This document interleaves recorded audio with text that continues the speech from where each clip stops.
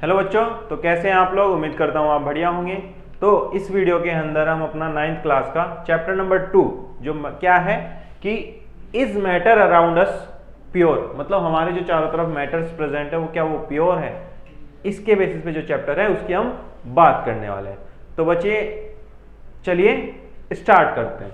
तो सबसे पहला हेडिंग आता है हमारे पास चैप्टर के नाम से ही कि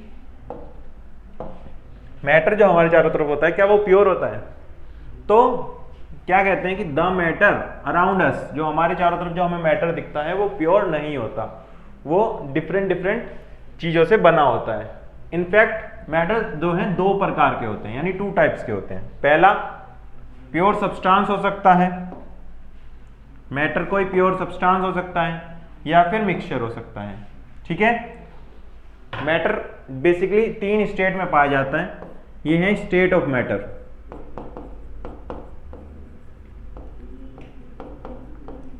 यानी सॉलिड हो सकता है मैटर, लिक्विड हो सकता है या गैस हो सकता है।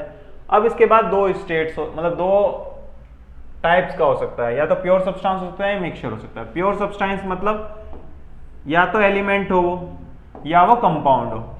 एलिमेंट मतलब जैसे कि हाइड्रोजन हो गया, ऑक्सीजन हो गया, नाइट्रोजन हो गया, ये सब क्या हो गए एलिमेंट्स हो गए डिफरेंट डिफरेंट।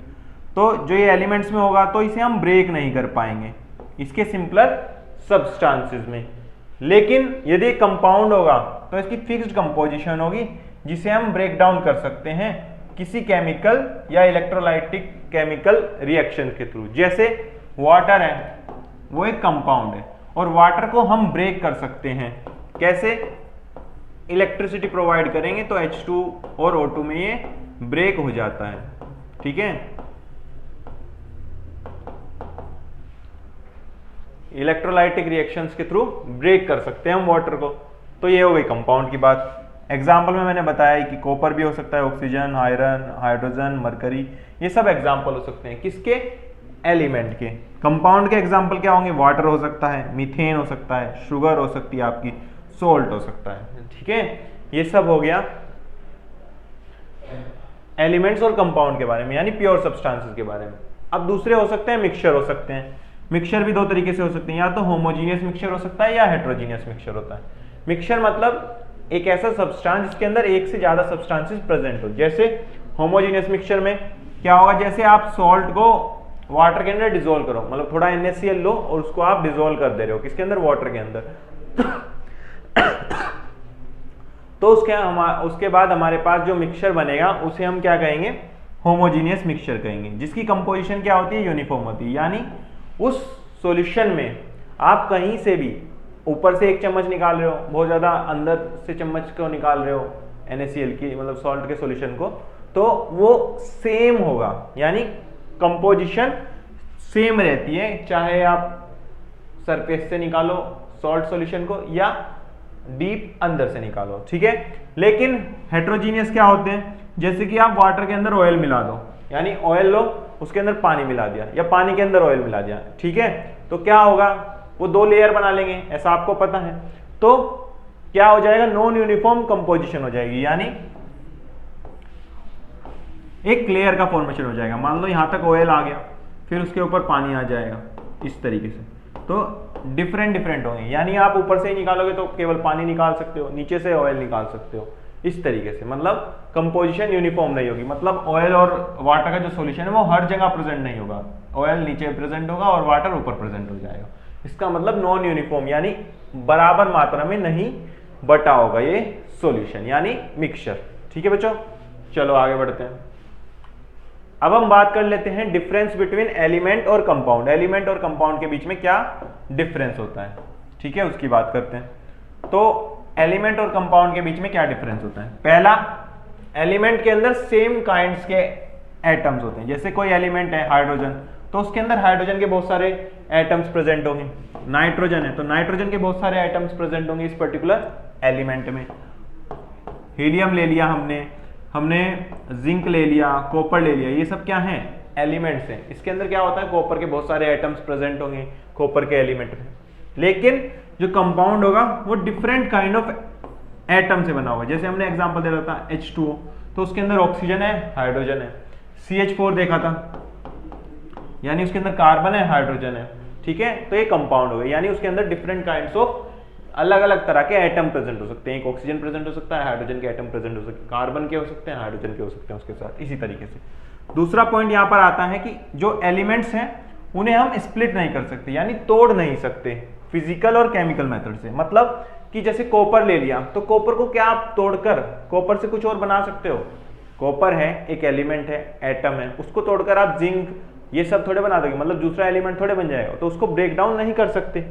लेकिन कंपाउंड को हम स्प्लिट कर सकते हैं, यानी स्प्लिट मतलब तोड़ सकते हैं, नया सब्सटेंस बना सकते हैं बाय केमिकल मेथड। जैसे आपको H2O को ब्रेक करना हो, ठीक है, मान लो आपको H2O को ब्रेक करना है, तो आप क्या करोगे? इलेक्ट्रोलाइटिक रिफाइनिंग कर दोगे, यानी इलेक्ट्रिसिटी प्रोवाइड करोगे इसे, तो उसके बाद H2O2 में आप ब्रेक कर सकते हो इलेक्ट्रिसिटी देने पर इसे, यानी सब्सटेंस को, यानी कंपाउंड को आप ब्रेक कर पा रहे हो, ठीक है, केमिकल मेथड से, यानी केमिकली रिएक्शन कर कर, ठीक है। तीसरा पॉइंट अपने पास आता है कि जो नंबर ऑफ एलिमेंट्स हैं वो हमारे पास लिमिटेड है। जैसे अभी हमें पता है कि हमारे पास 118 एलिमेंट्स हैं जो फिलहाल अभी प्रेजेंट्स हैं, ठीक है, लेकिन कंपाउंड क्या हो सकते हैं? ये बहुत ज्यादा लार्ज है, मतलब बहुत सारे तरह के कंपाउंड, डिफरेंट एटम आपस में कंबाइंड होकर अलग अलग तरह के कंपाउंड्स बना रहे हैं।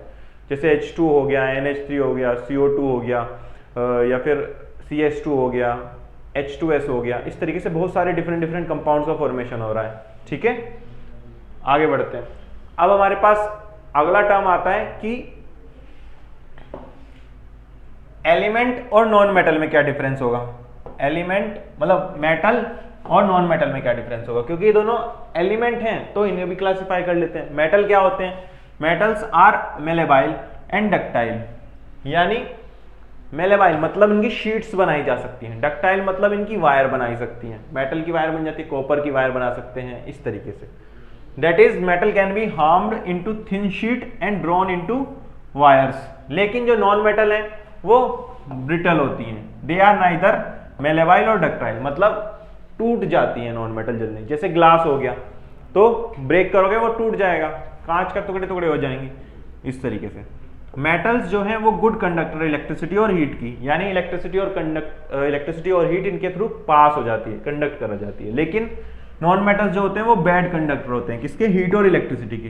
पर इसके अंदर डायमंड जो है वो गुड कंडक्टर है हीट का, और ग्रेफाइट जो है वो गुड कंडक्टर है इलेक्ट्रिसिटी का, ठीक है। क्यों है? इसका अलग रीजंस होते हैं, ठीक है। आगे बढ़ते हैं, मेटल की बात करते हैं। मेटल जो है वो लस्ट्रस यानी चमकते हैं, शाइनी करते हैं, और कैन बी पॉलिश्ड, पॉलिश करा जा सकता है उन्हें, ठीक है। जैसे गोल्ड हो गया, सिल्वर हो गया, ये सब शाइन करते हैं, चमकते हैं। लेकिन जो नॉन मेटल्स होते हैं वो नॉन लस्ट्रस होते हैं, यानी चमकते नहीं है, डल होते हैं। जैसे कार्बन है कोई तो ब्लैक कलर का होता है, ग्रेफाइट आपने देखा हो तो, इन्हें पॉलिश भी नहीं करा जा सकता। लेकिन आयोडीन एक ऐसा मेटल है जो चमकता है, शाइन करता है, ठीक है। चलिए, नॉन मेटल और मेटल के बाद हम बात करते हैं मेटेलॉइड की। क्या? मेटेलॉइड की। मेटेलॉइड क्या होते हैं? मेटेलॉइड वो सब्सटेंस होते हैं जो मेटल और नॉन मेटल के बीच में लाई करते हैं, ठीक है।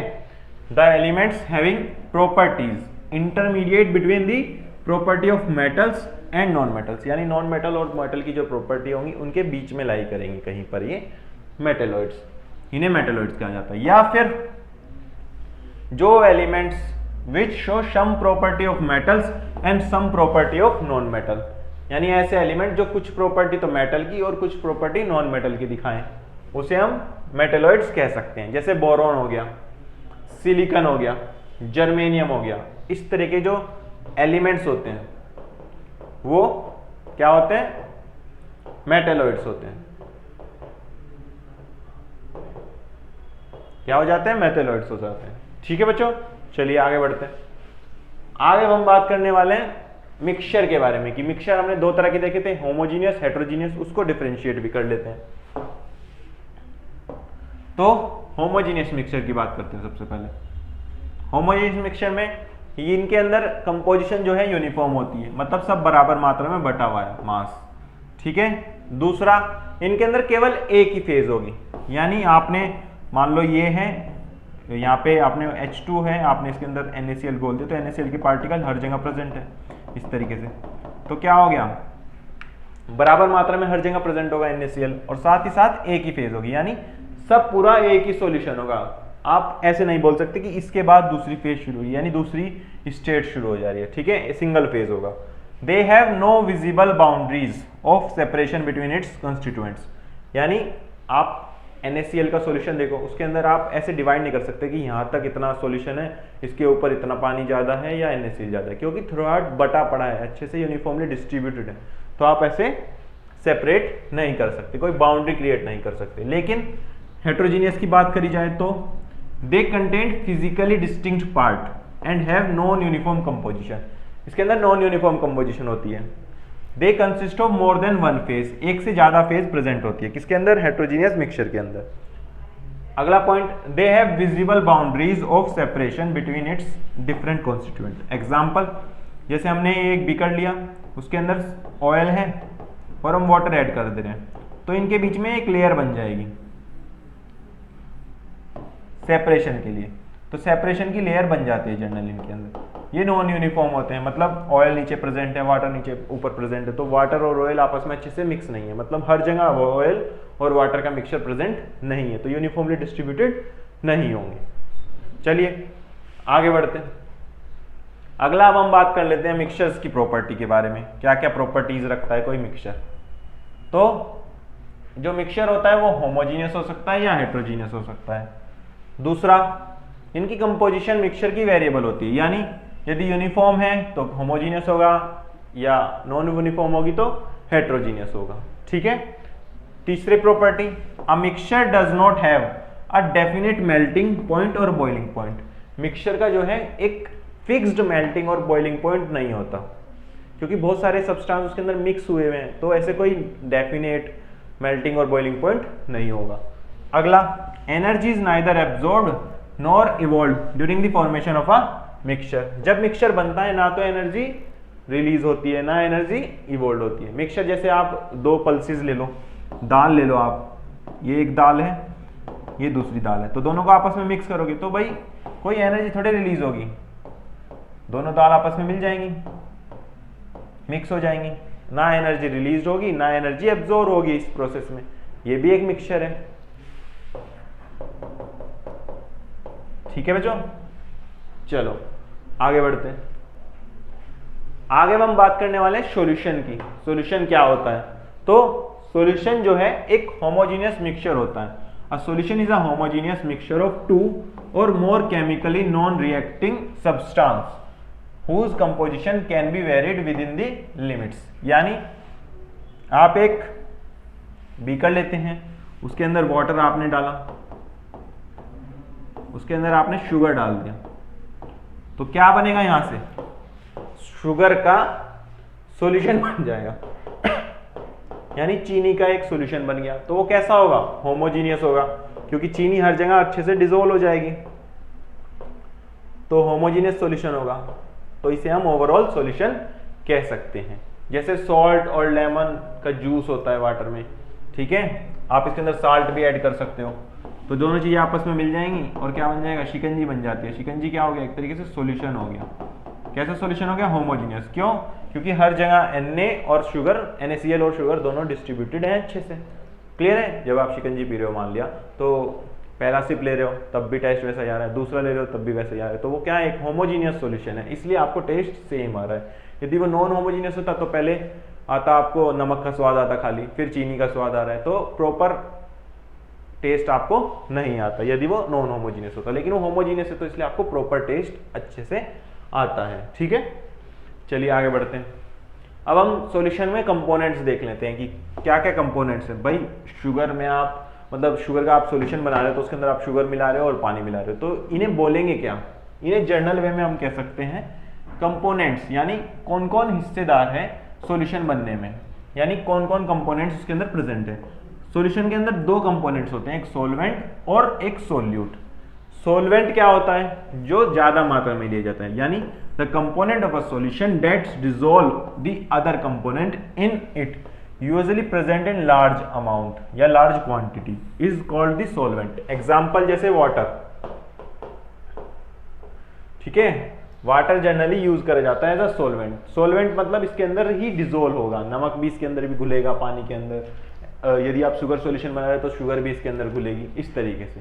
तो ये क्या हो गया, एक सोलवेंट हो गया। सोल्यूट क्या हो जाएगा, वो कंपोनेंट्स ऑफ द सॉल्यूशन, यानी सॉल्यूशन का वो हिस्सा जो डिजोल्व होगा इन दी सॉल्वेंट। यानी वाटर है, इसके अंदर आप शुगर डिजोल्व कर रहे हो या साल्ट डिजोल्व कर रहे हो, तो वो क्या हो जाएगा, इसके लिए सोल्यूट हो जाएगा। ठीक है, यूजुअली ये जो है लेसर क्वांटिटी में प्रेजेंट होते हैं। जो लेसर क्वांटिटी में, यानी आप भाई शुगर का सॉल्यूशन बना रहे हो तो आप 2 चम्मच 3 चम्मच शुगर यूज करोगे, बाकी तो उसके अंदर मैक्सिमम पानी होगा जिसके अंदर आप डिजोल्व कर रहे हो। तो जिसके अंदर डिजोल्व कर रहे हो वो हो गया सोलवेंट, और जो आप डिजोल्व कर रहे हो यानी NaCl डिजोल्व कर रहे हो या शुगर डिजोल्व कर रहे हो 1-2 चम्मच, तो वो क्या हो गया, सोल्यूट हो गया। कम क्वांटिटी में कर रहे हो इसलिए हम उसे सोल्यूट बोल रहे हैं, और ज्यादा क्वांटिटी में पानी है तो उसे हम सोलवेंट बोल दे रहे हैं। ठीक है, एग्जाम्पल के तौर पे यहाँ पे लिखा भी है कि when a sugar is dissolved in water, prepare sugar solution को बनाने के लिए हम शुगर डिजोल्व कर रहे हैं पानी में, तो जो शुगर होगा वो सोल्यूट होगा और जो वाटर होगा वो एज अ सोलवेंट होगा। क्यों, वाटर ज्यादा मात्रा में इसलिए सोलवेंट होगा, और शुगर जो है 1-2 चम्मच 3-4 चम्मच हो सकती है, तो वो क्या होगा, सोल्यूट होगा। ठीक है बच्चों, चलिए आगे बढ़ते हैं। अगली बात कर लेते हैं हम कंसंट्रेशन। अब सॉल्यूशन तो बन रहा है तो उसकी कुछ ना कुछ कंसंट्रेशन होगी, यानी कितना अमाउंट ऑफ सोल्यूट प्रेजेंट है कितने सॉल्यूशन में, उसे हम कंसंट्रेशन बोलते हैं।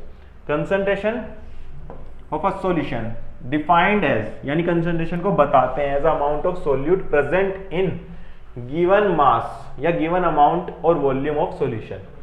यानी आपके पास कुछ अमाउंट सॉल्यूशन का निकालना है यदि कंसंट्रेशन, तो आपके पास कुछ ना कुछ मास यानी चीनी हो गया, जैसे NaCl हो गया, ये कितने वाटर के मॉलिक्यूल में डिजोल्व है, यानी कितने मास ऑफ वाटर में या कितने वॉल्यूम में डिजोल्व है, एज अ एग्जांपल बता रहा हूं मैं आपको।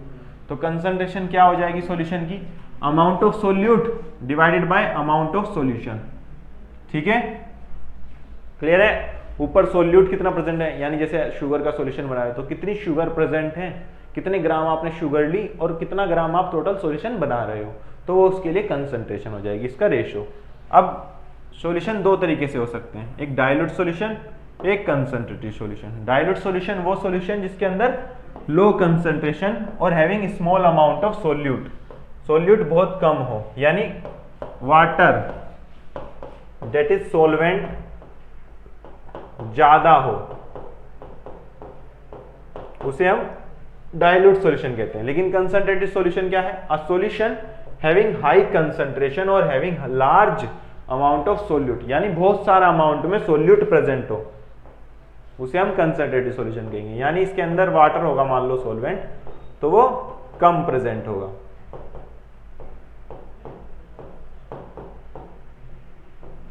सोल्यूट ज्यादा हो। ठीक है, तो ये कंसंट्रेशन ऑफ सॉल्यूशन की बात हो गई। चलिए आगे बढ़ते हैं। अगला हमारे पास आता है कि इस कंसंट्रेशन को हम एक्सप्रेस कैसे करेंगे, मतलब दिखाएंगे कैसे कि कितना सामान कितने उसमें डिजोल्व है। तो उसके लिए हम 2 चीजों का यूज करते हैं, पहला मास by mass percentage of solution, दूसरा यूज करते हैं mass by volume of solution. ठीक है, mass by volume percentage, mass by mass percentage. तो मास बाय मास परसेंटेज का मतलब क्या होता है कि कितना मास सोल्यूट का जो हम ग्राम में ले रहे हैं वो डिजोल्व है 100 ग्राम ऑफ दी सॉल्यूशन, यानी 100 ग्राम सॉल्यूशन के अंदर कितना अमाउंट सोल्यूट का आप डिजोल्व कर रहे हो, वही उसके लिए मास बाय मास परसेंटेज आ जाएगी। इसका फॉर्मूला ये होता है, क्या फॉर्मूला है कि mass by mass percentage of solution is equal to mass of solute, solute का मास रखो और उसको डिवाइड कर दो कि कितना सॉल्यूशन का आपके पास मास है, और उसको 100 से मल्टीप्लाई कर दो, तो हमारे पास क्या आ जाएगा, मास बाय मास परसेंटेज आ जाएगा। ठीक है, इस तरीके से इसको दिखा देते हैं। अगला mass by volume percentage of solution, ये क्या होता है, बस इसके अंदर वॉल्यूम ऑफ सॉल्यूशन आ जाएगा मास ऑफ सॉल्यूशन की जगह, कि कितना मास सोल्यूट का डिजोल्व है 100 ml ऑफ सॉल्यूशन में। तो मास बाय वॉल्यूम यानी m/v परसेंटेज क्या हो गया, मास of solute divided by volume of solution into 100। Clear है, इस तरीके से हम एक्सप्रेस कर सकते हैं किसको, कंसंट्रेशन को, किसकी, सॉल्यूशन की कंसंट्रेशन को हम एक्सप्रेस कर सकते हैं। चलिए आगे बढ़ते हैं। अब हमारे पास एक क्वेश्चन आया है देखिए कैसे करेंगे इसको, क्या है क्वेश्चन है। तो क्या कह रहा है क्वेश्चन, सबसे पहले पढ़ेंगे। If 100 gram of salt is present in 550 gram of solution, यानी मास ऑफ सोल्ट दे रखा है। अब सोल्ट जो है वो कम मात्रा में प्रेजेंट होगा, तो सोल्यूट का दे रखा है, डेट इज सोल्यूट का मास कितना है 110 ग्राम। ठीक है बच्चों, आगे क्या कह रहा है कि प्रेजेंट है ये 550 ग्राम ऑफ सॉल्यूशन में, तो मास ऑफ सॉल्यूशन कितना हो गया 550 ग्राम हो गया। अब आपसे आगे क्या कह रहा है, कैलकुलेट, यानी बताइए कि concentration of solution in terms of mass by mass percentage of solution. तो मास बाय मास परसेंटेज हमें बताना है। इसका फॉर्मूला क्या होता है कि मास ऑफ सॉल्यूट, क्या मास ऑफ सॉल्यूट को यदि आप डिवाइड कर देते हो मास ऑफ सॉल्यूशन से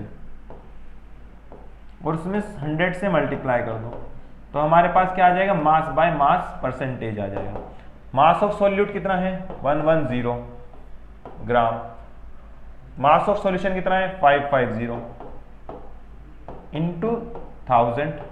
सोल्व करो अब इसे, ये किस पे गया आएगा 5 पे, और ये कितना आएगा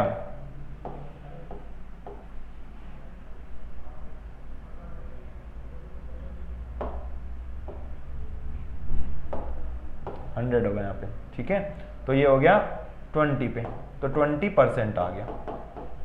20% क्या आ गया, मास by mass mass by mass percentage 20% हो गया। क्लियर है, इस तरीके से हम बता सकते हैं कंसंट्रेशन किसी भी सॉल्यूशन की। ठीक है बच्चों, चलो एक और क्वेश्चन देखते हैं अब। अगला क्वेश्चन ये रहा हमारे सामने। अगला क्वेश्चन क्या कह रहा है कि calculate the mass of glucose. Glucose का मास कैलकुलेट करना है, मास ऑफ ग्लूकोज आपको बताना है, that is mass of solute बताना है आपको, और साथ ही साथ मास ऑफ वाटर भी बताना है। मास ऑफ वाटर मतलब मास ऑफ सॉल्वेंट बताना है।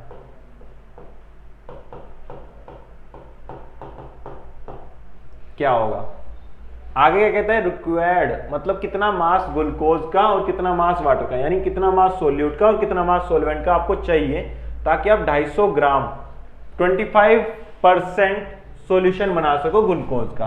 यानी मास बाय मास परसेंटेज आपको इस बार गिवन है, कितना 25%। ठीक है, और मास ऑफ सॉल्यूशन भी गिवन है।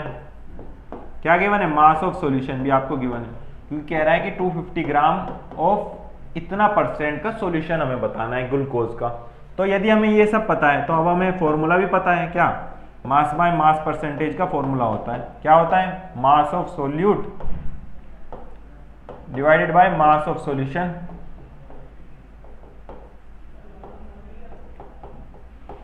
इंटू 100। ठीक है, मास ऑफ सोल्यूट कितना होता है ये हमें निकालना है, क्योंकि हमें पता नहीं है इस बार ये, तो इसे जुका तू रख दो। मास ऑफ सॉल्यूशन हमें दिया है 250 इंटू 100, कितना 25 दिया है। अब इसे हम सोल्व करेंगे, इसे क्या करेंगे, सोल्व करेंगे। तो मास ऑफ सोल्यूट बराबर हो जाएगा, ये यहाँ पे डिवाइड में तो उधर जाके मल्टीप्लाई में, तो 25 इंटू 250, 100 यहाँ पे मल्टीप्लाई में था, इधर मल्टीप्लाई में तो उधर जाके डिवाइड में हो जाएगा। तो ये आ गया, कितना आ गया 4 जा। इसके बाद अब इसको करेंगे, ये कितने पे जाएगा 4 5 जा 4 6 जा 24, 4 6 जा 24, आगे क्या आ गया 10 आ गया, तो इसका मतलब 2 पे और जा सकता है। ठीक है, तो ये क्या हो गया 248 चला गया 2.5, तो 62.5 आ गया। ठीक है, क्या आ गया 62.5 आ गया। ठीक है बच्चों, 62.5 ग्राम आ गया, किसका, मास ऑफ सोल्यूट। अब सोल्यूट का मास इतना आ रहा है, हमें सॉल्वेंट का भी निकालना है। क्या निकालना है, सॉल्वेंट का भी निकालना है। अब हमें पता है कोई भी जो सॉल्यूशन है वो बना कैसे है, सोल्यूट प्लस सोलवेंट से बना है, क्योंकि दो ही कंपोनेंट होते हैं किसी भी सॉल्यूशन के। इसका मतलब मास ऑफ सॉल्यूशन बराबर होता है मास ऑफ सोल्यूट से प्लस मास ऑफ सोलवेंट के। ठीक है, अब हमें क्या बताना है, मास ऑफ सोलवेंट बताना है। तो मास ऑफ सोलवेंट क्या हो जाएगा, सॉल्यूशन के मास में से यदि आप माइनस कर दो सोल्यूट का मास, सॉल्यूशन का मास कितना है 250 माइनस 62.5, तो क्या आएगा 0.5, 62 63 7 और 7 के बाद 70 37 और 187.5 आ गया। ठीक है, 187.5 ग्राम आ जाएगा किसका, मास ऑफ सोलवेंट। यानी ये चीज कितनी आ गई 62.5 ग्राम, ये चीज कितनी आ गई 187.5 ग्राम। ठीक है,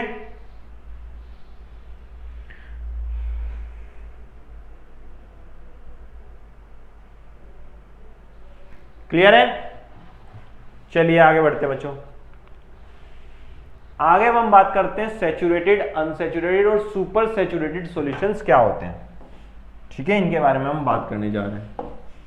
तो क्या होते हैं ये सॉल्यूशन, सबसे पहले डेफिनेशन पढ़ेंगे। डेफिनेशन क्या कहती है, a solution in which no more solute can be dissolved at a particular temperature, उसे हम सैचुरेटेड सॉल्यूशन कहेंगे। यानी आपके पास मान लो एक बीकर है, उसके अंदर मैं सोल्ट ऐड करने लग रहा हूं, ये इसके अंदर वाटर हो गया, इसके अंदर मैं सोल्ट ऐड करने लग रहा हूं। ठीक है, अब सोल्ट ऐड कर दिया मैंने,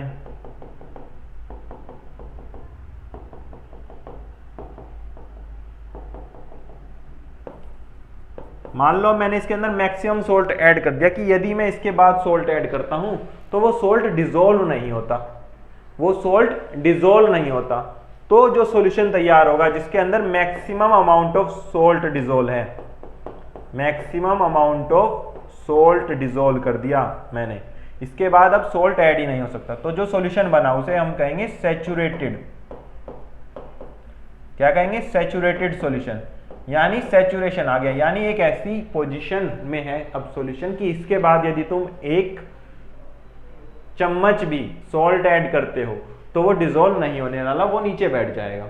ठीक है, तो इस तरह के सॉल्यूशन को हम कहते हैं सैचुरेटेड सॉल्यूशन, जिसके अंदर maximum amount of salt dissolve हो जाए। ठीक है, चलिए अब दूसरा सॉल्यूशन क्या है, अनसैचुरेटेड सॉल्यूशन। यानी ऐसा सॉल्यूशन जिसके अंदर हम more quantity of solute can B dissolve without rising it temperature, यानी उसका टेम्परेचर को चेंज करे बिना हम और सोल्ट ऐड कर सकते हो। यानी दोबारा एक बीकर लिया, दोबारा उसके अंदर वाटर लिया, वाटर लेने के बाद हमने दोबारा उसके अंदर सोल्ट ऐड करा, सोल्ट ऐड ऐसे कर दिया मान लो।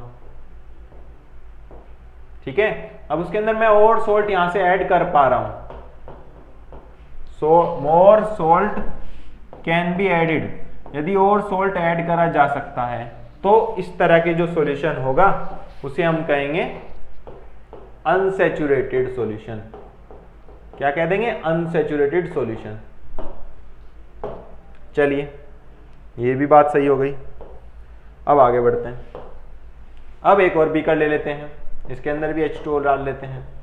अब इसके अंदर हमने मैक्सिमम सोल्ट ऐड कर दिया। ठीक है, सब कुछ भरा पड़ा है दबा के, एकदम सॉल्ट ही सॉल्ट है इसके अंदर। ठीक है, ऐसा कि यदि पियोगे तो एकदम कुल्ला कर दोगे, ऐसा सॉल्ट इसके अंदर भरा है, मतलब सॉल्ट ही सॉल्ट है इसके अंदर। तो maximum salt eight a particular temperature is called super saturated solution. मतलब आप इसके अंदर सोल्ट ऐड करते जा रहे हो, ऐड करते जा रहे हो, और उसको बीच में हीट भी करने लगे, हीट करने लगे कुछ अमाउंट ऑफ, मतलब यही वाली पोजीशन मान लो कि सैचुरेटेड सॉल्यूशन आपने प्रिपेयर कर लिया, उसके बाद आप और सोल्ट ऐड कर रहे हो और साथ ही साथ इसे हीट करने लग रहे हो, हीट करने लग रहे हो तो कुछ अमाउंट ऑफ सोल्ट डिसॉल्व हो जाएगा। तो एक ऐसा टेम्परेचर तब भी आएगा जिसके ऊपर आप यदि सोल्ट ऐड करते हो तो और सोल्ट ऐड नहीं कर सकते। तो इस तरह की पोजीशन को जिसके अंदर maximum amount of salt dissolve हो एट पर्टिकुलर टेम्परेचर, उसे हम बोलते हैं सुपर सैचुरेटेड सॉल्यूशन। क्या बोलते हैं? Super saturated solution. यानी एक ऐसी पोजीशन आ गई सॉल्यूशन की कि अब इसको चाहे तुम हीट कर लो, चाहे तुम इसके अंदर और सोल्ट ऐड करना चाहो, वो ऐड नहीं होगा। कुछ भी कर लो, इसके बाद सोल्ट तुम ऐड कर ही नहीं सकते। क्लियर है? चलिए आगे बढ़ते हैं। अब हम बात करने जा रहे हैं सस्पेंशन की। ठीक है बच्चों, सस्पेंशन की बात करते हैं। अपना अगला टॉपिक इसमें आता है सस्पेंशन। तो सस्पेंशन होता क्या है? नाम से पता चल रहा है, सस्पेंडेड, यानी कुछ चीज बैठ जाएगी, यानी बैठ जाएगी नीचे। तो अ suspension is a heterogeneous mixture. Heterogeneous mixture मतलब ऐसा मिक्सचर है जो यूनिफॉर्म नहीं है हर तरफ से। ठीक है? in which the solute particles do not dissolve but remain suspended throughout the bulk of the medium। यानी एक ऐसा सॉल्यूशन जिसके अंदर मैं डिसोल्व करने लग रहा हूं, मान लो सैंड है, सैंड में वाटर के अंदर डालने लग रहा हूं। ठीक है, वाटर के अंदर डाल रहा हूं, तो कुछ समय बाद क्या होगा, सैंड यहां पर आ जाएगी नीचे, तो क्या हो जाएगी, सस्पेंडेड हो गई। क्या हो गई? सस्पेंडेड हो गई, मतलब नीचे बैठ गई। तो इस तरह के सॉल्यूशन को ही हम सस्पेंशन बोलते हैं। क्या बोल देंगे? सस्पेंशन बोल देंगे इस तरह के सॉल्यूशन को। बाकी ऊपर पानी प्रेजेंट होगा। ठीक है? या आप घर में भी कर सकते हो, एक गिलास लो, उसके अंदर मिट्टी गिर दो बहुत सारी, और मिट्टी गिरने के बाद क्या होगा, मिट्टी नीचे बैठ जाएगी। तो इसका मतलब वो क्या बन गया, एक सस्पेंशन बन गया।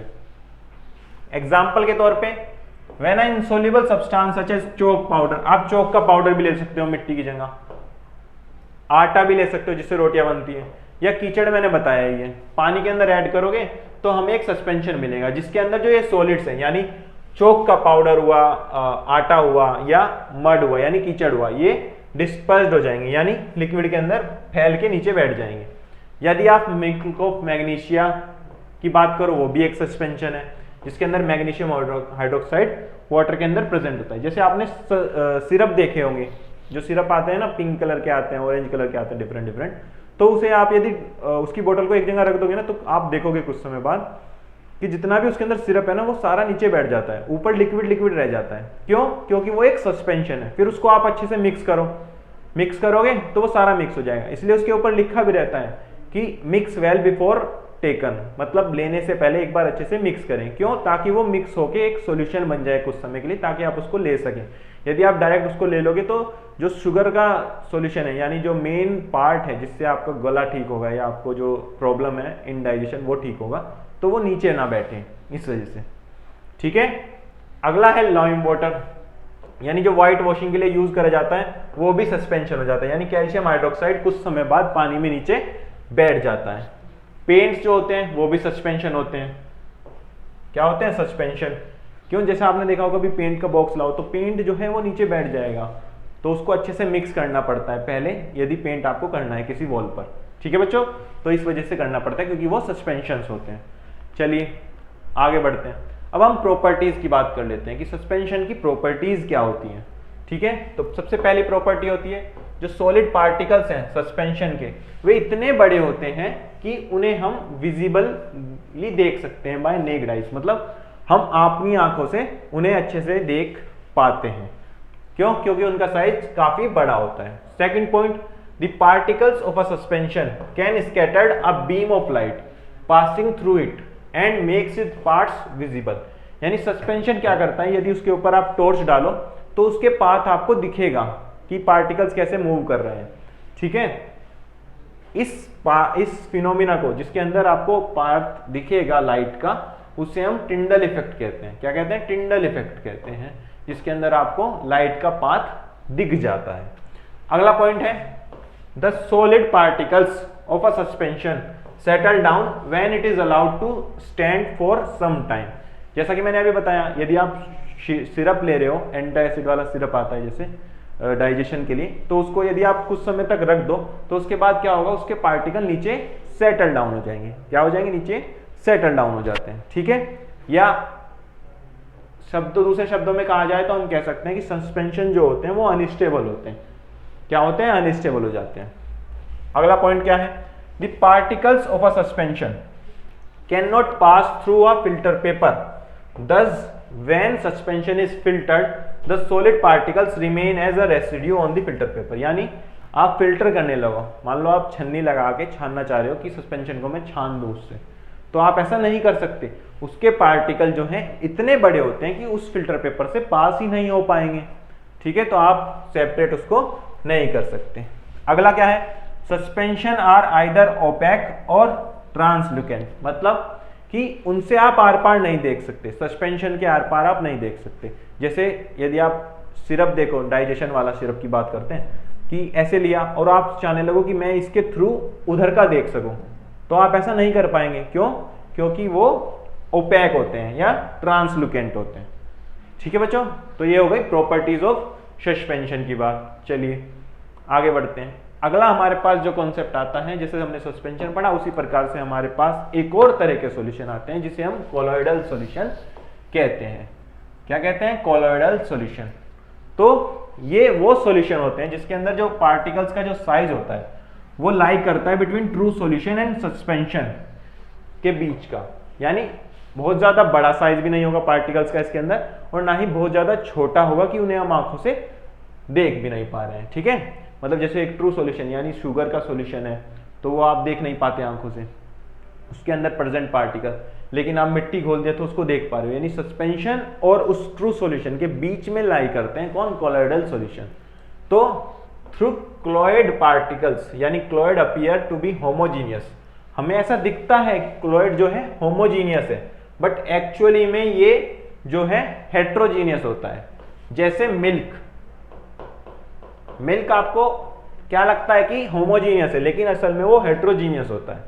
ठीक है, so colloid is not a true solution, therefore to distinguish it from true solution हम एक टर्म का यूज करते हैं, यानी सोल। तो हम क्या लिखते हैं सॉल्यूशन की जगह?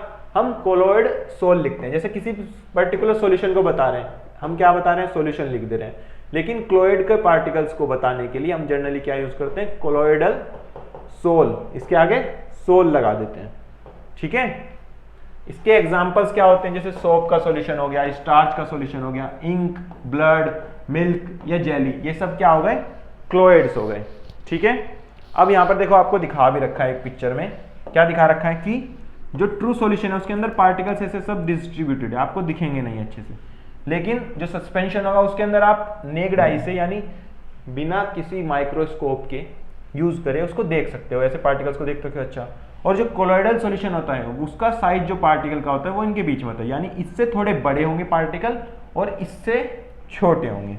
ठीक है, तो particle size of true solution, a colloidal solution and a suspension, ये आपको दिखा रखा है।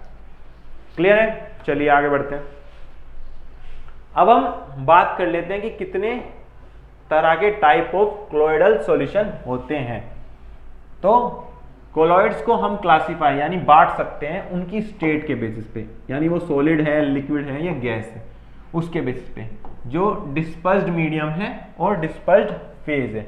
यानी जैसे सॉल्यूशन के लिए हमने बात करी ना कि सोल्यूट होता है, एक सॉल्वेंट होता है। सोल्यूट जो कम मात्रा में प्रेजेंट होगा वो सॉल्यूशन के अंदर प्रेजेंट होता है कम मात्रा में, लेकिन जो सॉल्वेंट है वो ज्यादा अमाउंट में प्रेजेंट होता है और उसके अंदर सॉल्यूट प्रेजेंट होता है। तो उसी प्रकार से यहाँ पर भी दो फेजेस होती हैं, यानी दो कंपोनेंट्स होते हैं। पहला डिस्पर्जन मीडियम, ये एज अ सॉल्वेंट होता है, मतलब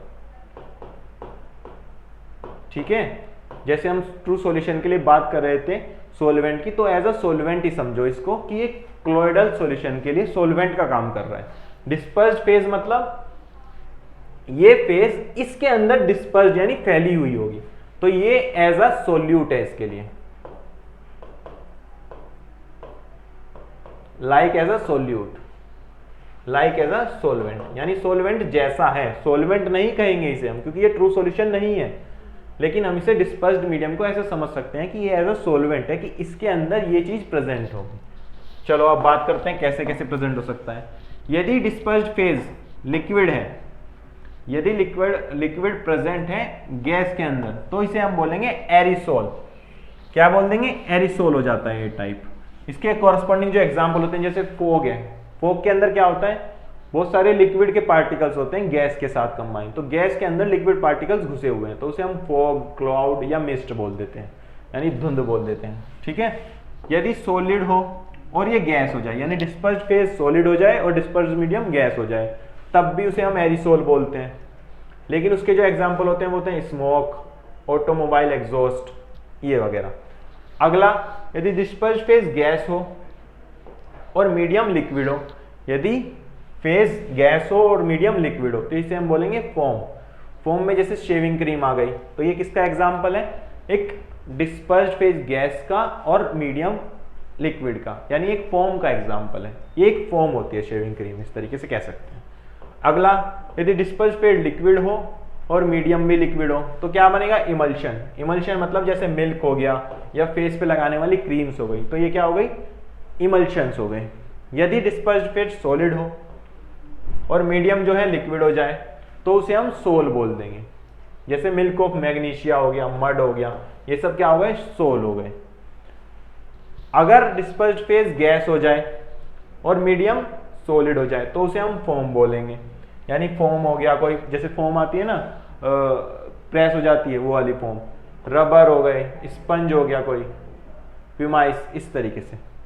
अगला, यदि फेज लिक्विड हो जाए और मीडियम सॉलिड हो जाए, तो उसे हम जेल बोलते हैं। जेल जैसे जेली आ गया, चीज, बटर, ये सब इसके एग्जाम्पल हो जाते हैं जेल के।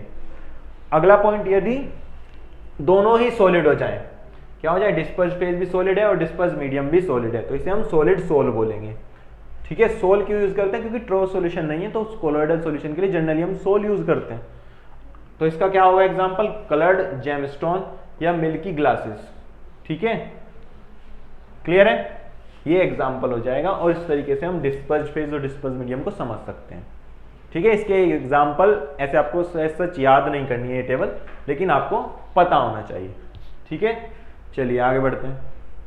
अगली बात करते हैं हम प्रॉपर्टीज क्या होंगी अब इनकी कोलोइड सॉल्यूशन की। कोलोइडल सॉल्यूशन हमने पढ़ लिया है, अब उसकी हम प्रॉपर्टीज की बात कर लेते हैं कि प्रॉपर्टीज क्या होती हैं। पहली प्रॉपर्टी, ये कोलोइडल जो होते हैं वो हेट्रोजीनियस मिक्सचर होते हैं, यानी हेट्रोजीनियस होते हैं, यानी नॉन यूनिफॉर्मली डिस्ट्रीब्यूटेड होते हैं। दूसरा, पार्टिकल्स का साइज जो होता है वो लाई करता है इस रेंज में, यानी 1 to 100 नैनोमीटर की रेंज में, यानी बिटवीन दोज ट्रू सॉल्यूशन और सस्पेंशन के बीच में लाई करता है।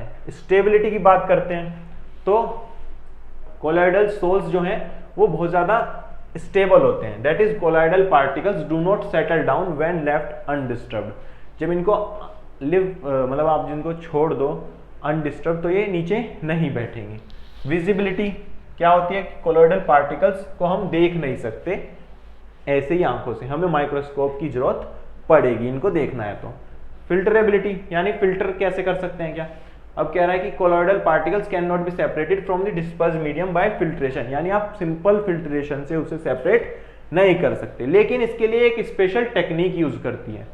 क्या टेक्निक है वो? Centrifugation can be use to separate the colloidal particles. जैसे आपने अपने घरों में देखा होगा ना कि जो वो क्रीम निकाल रहे हैं, तो उसमें क्या करते हैं? फेंटते हैं ना, तो इसी प्रोसेस को हम सेंट्रीफ्यूगेशन बोलते हैं केमिस्ट्री में। तो इस प्रोसेस के थ्रू हम क्या कर सकते हैं?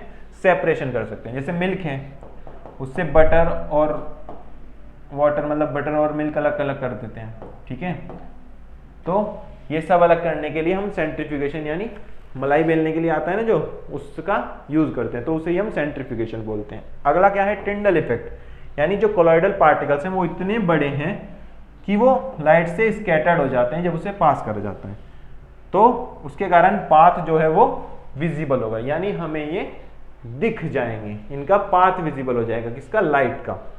चलिए आगे बढ़ते हैं। जैसा कि आपको ये फिगर दिखा रखा है, क्या हो रहा है यहाँ पे? टॉर्च हमने डाली, एक सॉल्यूशन है, दो सॉल्यूशन है, उसके ऊपर टॉर्च डाल रहे हैं। तो पहले वाले में क्या हो रहा है कि पाथ जो है विजिबल नहीं हो रहा है, यानी सॉल्यूशन कॉपर सल्फेट का, यानी ट्रू सॉल्यूशन कह सकते हैं इसको। लेकिन यहाँ पर क्या है? पाथ विजिबल हो रहा है, यानी देखो इसके अंदर पाथ विजिबल नहीं है लाइट का, लेकिन यहाँ पे लाइट दिख रही है कि अच्छा इस जगह से ऐसे लाइट जो है वो पास हो रही है, तो क्या हो गया? Path of light visible.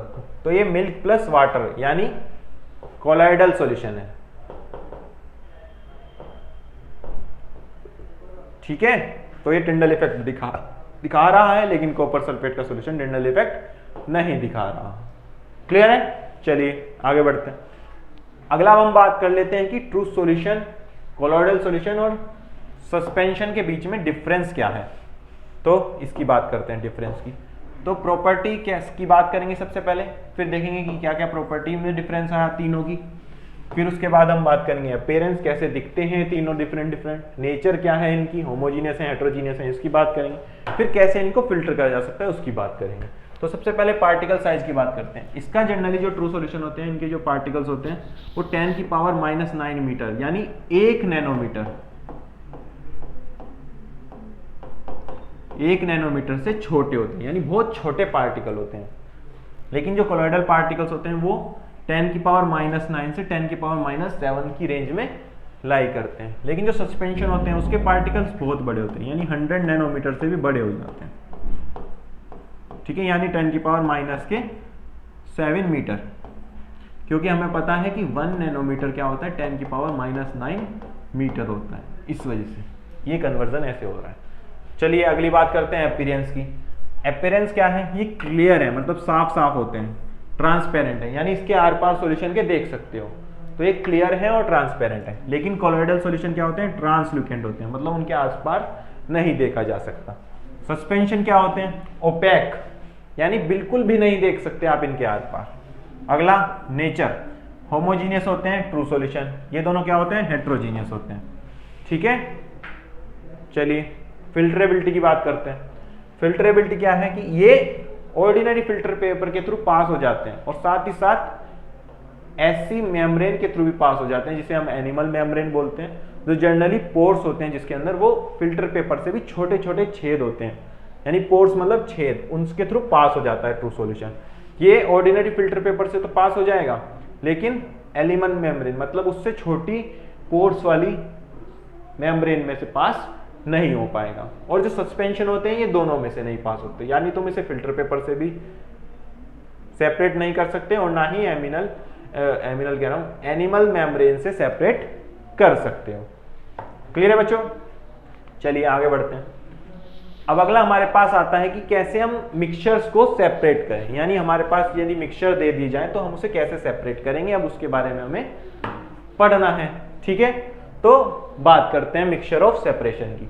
तो डिफरेंट मेथड्स हैं या टेक्निक्स हैं जो यूज करी जाती हैं ताकि हम सेपरेट कर दें इंडिविजुअल कंपोनेंट्स को ऑफ अ मिक्सचर के इंडिविजुअल कंपोनेंट्स को अलग अलग कर दें। तो चलिए बच्चों आगे बढ़ते हैं। अगला जो हम टॉपिक देखने वाले हैं वो देखने वाले हैं सेपरेशन ऑफ मिक्सचर, यानी मिक्सचर्स होगा हमारे पास तो उसको कैसे सेपरेट करेंगे। ठीक है, तो डिफरेंट मेथड्स और टेक्निक्स यूज करी जाती हैं to separate the individual components, यानी अलग अलग कंपोनेंट्स को करने के लिए कुछ सेपरेट टेक्निक्स यूज करी जाती है ताकि हम मिक्सचर को सेपरेट कर सकें, चाहे वो होमोजीनियस हो चाहे वो हेटेरोजीनियस हो, उसको हम सेपरेट कर सकते हैं। इसमें 3 केसेस हो सकते हैं, या तो मिक्सचर हो 2 सॉलिड का, सॉलिड आपस में मिलकर मिक्सचर बना रहे हो, या फिर सॉलिड हो एक और दूसरा लिक्विड हो, यानी एक सॉलिड और दूसरा लिक्विड आपस में मिलकर एक मिक्सचर का फॉर्मेशन कर रहे हो, या फिर तीसरा केस हो सकता है जिसके अंदर दोनों के दोनों ही लिक्विड आपस में मिक्स हो रखे हो। ठीक है, तो उनको सेपरेट करना है। तो चलिए आगे बढ़ते हैं। तो सबसे पहला हम बात करने जा रहे हैं, यदि 2 सॉलिड्स हैं हमारे पास, उनको हम कैसे सेपरेट करेंगे। ठीक है बच्चों, यदि दो सॉलिड हैं तो उनका सेपरेशन मिक्सचर का कैसे करते हैं। तो सबसे पहला प्रोसेस इसके अंदर हम यूज कर सकते हैं सब्लिमेशन। सब्लिमेशन क्या होता है, सबसे पहली बात यह आती है, सब्लिमेशन एक प्रोसेस है जिसके अंदर क्या होता है, सॉलिड को हम डायरेक्टली वेपर में, यानी सॉलिड से डायरेक्ट गैसियस स्टेट में कन्वर्ट कर पाते हैं अपने आप को, विदाउट ट्रांसफॉर्मिंग या विदाउट अचीविंग लिक्विड स्टेट, उसे हम बोलते हैं सब्लिमेशन। क्या बोलते हैं बेटा, सब्लिमेशन बोलते हैं इस प्रक्रिया को या प्रोसेस को। ठीक है, ये प्रोसेस यूज करा जाता है टू सेपरेट दो substances from a mixture which sublime on heating, यानी कुछ ऐसे सब्सटेंस जो हीट करोगे उन्हें तो वो सब्लाइम यानी डायरेक्ट सॉलिड से गैस में कन्वर्ट हो जाते हैं। ऐसे सब्सटेंस को सेपरेट करने के लिए हम इसका इस्तेमाल कर लेते हैं, जैसे अमोनियम क्लोराइड को के मिक्सचर को सेपरेट करने के लिए आयोडीन के, कैम्फर के, नेफ्थलीन के, एंथ्रासीन के, इनके सैंपल्स को यानी इनके मिक्सचर्स को हम सेपरेट कर सकते हैं बाय यूजिंग सब्लिमेशन टेक्निक। क्या करते हैं इसमें टेक्निक में, देखो हम एक बर्नर लेते हैं, ठीक है। उसके ऊपर हम एक स्टैंड लेते हैं, इसके ऊपर हम ये रख देते हैं चाइना डिश, यानी एक तरीके से कटोरी टाइप होता है जिसको हम यूज करते हैं। उसके अंदर हम क्या ले लेते हैं, मिक्सचर ले लेते हैं अमोनियम क्लोराइड और सॉल्ट का, यानी ऐसा मिक्सचर जिसके अंदर सॉल्ट और अमोनियम क्लोराइड दोनों प्रेजेंट हो, ये हम मिक्सचर ले लेंगे। मिक्सचर लेने के बाद हम क्या करते हैं, इसको हीट करते हैं। हीट करेंगे तो क्या होगा, क्योंकि हमें पता है जो अमोनियम क्लोराइड है वो क्या बना लेता है, सबलाइम हो जाता है, यानी वो सॉलिड से डायरेक्ट गैस में कन्वर्ट हो जाएगा। तो क्या करेंगे, ये गैसीफाई होने लगेगा, यानी मतलब सबलाइम होने लगेगा, तो उड़ेगा, ये ऐसे जाएगा, यहाँ पर इकट्ठा हो जाएगा इसकी वॉल्स पर, तो ये इससे बाहर ना निकल जाए, बाहर ना निकल जाए, इसलिए हम कॉटन प्लग यानी रुई का एक छोटा टुकड़ा लेते हैं और वो इस फनल के ऊपर रख देते हैं। ये जो हमने फनल ली है इसके ऊपर रख देते हैं ताकि वो वहां से निकल ना पाए, ठीक है। उसके बाद होगा क्या, जो यहाँ पे इकट्ठे होंगे अमोनियम क्लोराइड, वो थोड़ी देर बाद यहाँ पर इकट्ठे होकर सोलिडिफाई होने लगेंगे, यानी गैस बन गई, उसके बाद दोबारा सोलिडिफाई होने लगेंगे। तो हम इस तरीके से उसको फिल्ट्रेट या सेपरेट कर सकते हैं, ठीक है बच्चों। तो दूसरा मेथड यहाँ पे आता है कि यदि हम मैग्नेट का यूज करें तब भी हम सॉलिड्स को सेपरेट कर सकते हैं। ये मेथड हम कब यूज कर सकते हैं, यदि मिक्सचर हमारे पास ऐसा हो जिसके अंदर आयरन एक कंस्टिट्यूएंट हो, यानी आयरन प्रेजेंट हो और उसके साथ में कुछ और चीज प्रेजेंट हो, तो उसको हम इस मेथड से सेपरेट कर सकते हैं। Can be separated by using a magnet, magnet के थ्रू सेपरेट कर लेंगे। जैसे एग्जांपल क्या है कि आयरन है आपके पास, सल्फर का पाउडर है, आयरन और सल्फर का पाउडर आपस में मिला हुआ है, तो हमें अब आयरन को सेपरेट करना है, तो क्या करेंगे, मैग्नेट का यूज करेंगे। मैग्नेट से क्या होगा, आयरन उस पर अट्रैक्ट हो जाएगा और सल्फर वहीं पे ही रहेगा, तो हम आयरन को सेपरेट कर सकते हैं बाय यूजिंग मैग्नेट। और सब्लिमेशन का यूज कर कर भी हम दो सॉलिड्स को हम सेपरेट कर सकते हैं, ठीक है बच्चों। चलिए आगे बढ़ते हैं। अगला प्रोसेस हम बात करने वाले हैं, यदि हमारे पास एक सॉलिड और लिक्विड का मिक्सचर आ जाए, एक सॉलिड और एक लिक्विड का मिक्सचर आ जाए, तो उसको कैसे सेपरेट करेंगे, ठीक है। उसको हम सेपरेट कर सकते हैं बाय यूजिंग फिल्ट्रेशन। किससे, फिल्ट्रेशन से। क्या होता है ये प्रोसेस फिल्ट्रेशन का, the process of removing insoluble solids from a liquid by using a filter paper is known as filtration. यानी सिंपल मेथड है जिसके अंदर हम फिल्टर पेपर का यूज कर कर किसी सब्सटेंस को सेपरेट कर लेते हैं या फिल्टर आउट कर लेते हैं। जैसे filtration is used for separating insoluble substances from a liquid. मान लो अपने पास एक बीकर है, उसके अंदर लिक्विड प्रेजेंट है और उसके अंदर यहाँ पे कुछ ऐसा सब्सटेंस है जो इसके अंदर सोल्यूबल नहीं है, यानी इनसोल्यूबल है, इनसोल्यूबल सब्सटेंस हो गया उसके अंदर, तो उसे हमें सेपरेट करना है। तो क्या करेंगे, हम इस डायरेक्ट सॉल्यूशन को फिल्टर कर लेंगे। किससे, नीचे ये हमने लगाया कॉनिकल फ्लास्क, लैब में यूज करते हैं जनरली ये, ठीक है। और उसके अंदर हमने लग दी फनल, यानी फनल मतलब एक कुप्पी नाम का होता है जो हिंदी में तुमने सुना हो, तो फनल को यूज कर लेते हैं। उसके अंदर क्या करते हैं, हम इस बीकर के जो अंदर है वो इसके अंदर डालेंगे। उससे पहले हम फिल्टर पेपर लगा लेंगे, यानी एक तरह का मटेरियल आता है जो हम यूज कर सकते हैं एज अ फिल्टर पेपर, यानी छानने के लिए। इसके ऊपर डालेंगे तो जो नीचे वाला ये इनसोल्यूबल पार्ट है वो यहाँ पे इकट्ठा हो जाएगा, इसे हम रेसिड्यू कहेंगे, और जो नीचे चला जाएगा उसे हम फिल्ट्रेट कहेंगे। यानी जो फिल्टर होके नीचे चला गया वो फिल्ट्रेट हो जाएगा और जो ऊपर रह गया वो रेसिड्यू हो जाएगा, ठीक है।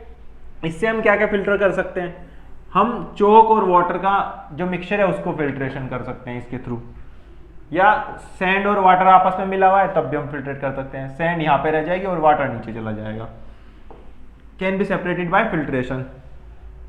The tea leaves are separated from the prepared tea by the method of filtration। जैसे आप घरों में चाय बनाते हैं तो चाय को भी तो हम छानते हैं, छन्नी के थ्रू छानते हैं, तो वैसे यहाँ पे हम इसे छन्नी बना ले रहे हैं। मतलब चाय है जैसे इसके अंदर डाला तो ऊपर जो है चाय की पत्ती आ गई और नीचे जो है अपनी चाय आ गई, जिसे हम पी जाएंगे बाद में। तो इस तरीके से हम फिल्ट्रेशन कर सकते हैं। तो सिंपल मेथड, ये चाय को भी छानने में जो यूज होता है उसे भी हम क्या कहते हैं, फिल्ट्रेशन ही कहते हैं, ठीक है बच्चों। आगे बढ़ते हैं, चलिए अगले मेथड की बात करते हैं। अगला मेथड आता है सॉलिड और लिक्विड को ही सेपरेट करने का, सेंट्रीफ्यूगेशन। क्या होता है centrifugation? Centrifugation is a method for separating the suspended particles of a substance from a liquid in which mixture is rotated और spun at a high speed in a centrifuge. जैसे आपने देखा होगा भाई, आपके घर में वॉशिंग मशीन होगी, वॉशिंग मशीन आपने देखा होगा, जब हम कपड़ों को सुखा रहे हैं तो हम क्या करते हैं, उसे बहुत तेज तेज रोटेट करते हैं। मान लो ये एक वॉशिंग मशीन के जैसा ही दिखा रखा है आपको, तो इसके अंदर क्या करते हैं जो लैब्स में कि हम सैंपल लेते हैं इस शीशी में, इसको यहाँ पे रख देंगे, फिर इसे बहुत तेज तेज रोटेट करेंगे। रोटेट करने के बाद क्या होगा, आपने देखा होगा भाई कपड़े जब आप भर देते हो फिल्ड उसमें क्या बोलते हैं उसे, ड्रायर में, तो ड्रायर में आपने कपड़े भर दिए, उसके बाद क्या होगा, जैसे ही ड्रायर आप चलाओगे तो वो गोल गोल घूमते हैं। घूमने के बाद क्या होता है, जब खोलोगे उसे आप तो देखोगे ना कपड़े नीचे बैठ जाते हैं, सबके सब एक साथ इकट्ठे होकर नीचे स्क्वीज टाइप हो जाते हैं और पानी उनसे निकल जाता है। वैसा ही यहाँ पर होता है सेंट्रीफ्यूगेशन में कि घूमने लग रहा है, वो इतनी तेज घूमेगा कि जो पार्टिकल्स फैले हुए हैं उसमें वो सारे के सारे सेटल डाउन हो जाएंगे नीचे। जैसे एक ये हमारे पास एक मान लो टेस्ट ट्यूब है, यहाँ पर सारी जगह पार्टिकल्स प्रेजेंट है, ठीक है, लेकिन ये है पिक्चर बिफोर सेंट्रीफ्यूज, मतलब सेंट्रीफ्यूज अभी तुमने नहीं किया, ठीक है, लेकिन जैसे ही तुमने सेंट्रीफ्यूगेशन कर दिया यानी आफ्टर सेंट्रीफ्यूगेशन क्या होगा, ये सब के सब जो पार्टिकल्स हैं वो नीचे बैठ जाएंगे, यानी ऐसा कुछ दिखेगा, ये सब रेसिड्यू यहाँ पे आ गया नीचे, ये जितना भी येलो कलर का ऊपर फैला हुआ था हर जगह वो नीचे बैठ जाएगा। तो इसलिए हम सेंट्रीफ्यूगेशन का यूज करते हैं। इसका एप्लीकेशन की बात करते हैं। The technique of centrifugation is used in diagnostic laboratory for blood के लिए या यूरिन टेस्ट के लिए इसका यूज कर लेते हैं सेंट्रीफ्यूगेशन का। दूसरा, it is used in dairies and homes to separate butter from cream. आपने देखा होगा भाई बटर को अलग करते हैं क्रीम से, क्या करते हैं, फेंटते हैं, ऐसे आता है ना, फेंटते हैं उसे, फेंट के क्या करते हैं, सेंट्रीफ्यूगेशन टेक्निक ही है वो एक तरीके से, ठीक है, तो वो कर सकते हैं हम इसकी एप्लीकेशन। तीसरी, this technique is also used in washing machine to squeeze out water from clothes. जैसा कि मैंने अभी बताया कि आप मशीन के अंदर जो कपड़े सुखाते हो ड्रायर के अंदर, वो भी एक सेंट्रीफ्यूगेशन टेक्निक का एप्लीकेशन है, ठीक है बच्चों। तो इस तरीके से हम सेंट्रीफ्यूगेशन के थ्रू सेपरेट कर सकते हैं किसी सॉलिड और लिक्विड को, ठीक है। चलिए आगे बढ़ते हैं। अगली टेक्निक आती है सॉलिड और लिक्विड में सेपरेट करने की, एवोपरेशन।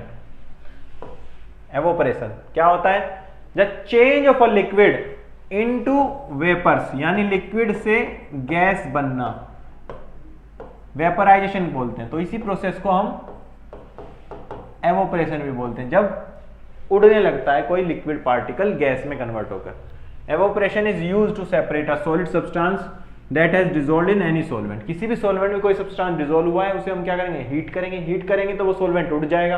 अब वो सॉल्वेंट उड़ जाएगा तो वो सोल्यूट जो सॉलिड पार्टिकल्स है वो बच जाएगा। उस तरीके से हम सेपरेट कर लेंगे। The common salt dissolved in water, यानी NaCl जो डिसॉल्व्ड है पानी में, dissolved in water can be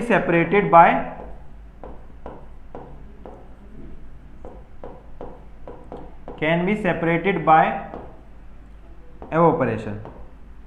evaporation के थ्रू इसको सेपरेट कर सकते हैं, ठीक है। जैसे कि यहाँ पे दिखा भी रखा है, ये क्या हो गया, बर्नर हो गया। बर्नर यानी हीट दी हमने किसे, बीकर को, इसके अंदर NaCl है मान लो और वाटर है, तो हीट करोगे तो क्या होगा, वाटर जो है उड़ जाएगा, वेपराइज हो जाएगा। कौन, वाटर विल वेपराइज,